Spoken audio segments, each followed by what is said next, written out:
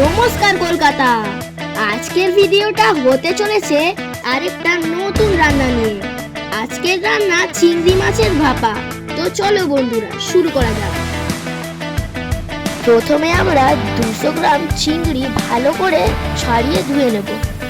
তারপর আমরা 4 table spoon কালো সরষে, 2 টেবিল স্পুন পোস্ত নিয়ে শিলে বেটে নেব।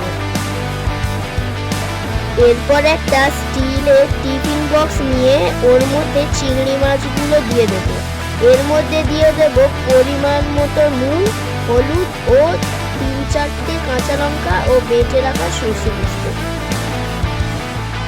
তারপর কিছুটা সরষের তেল দিয়ে ভালো করে মিক্সড করে নেব।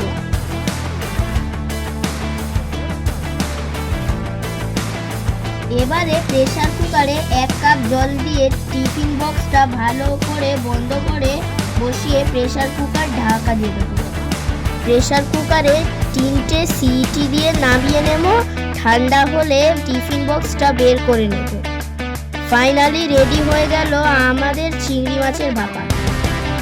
ভিডিওটা ভালো লাগলে একটা লাইক করে দিন। ভিডিওটা কেমন লাগলো কমেন্ট করে জানান। যদি আমার ভিডিও ভালো লেগে থাকে তাহলে আমার চ্যানেলটা সাবস্ক্রাইব করে পাশে থাকা বেল আইকনটা প্রেস করে দিন।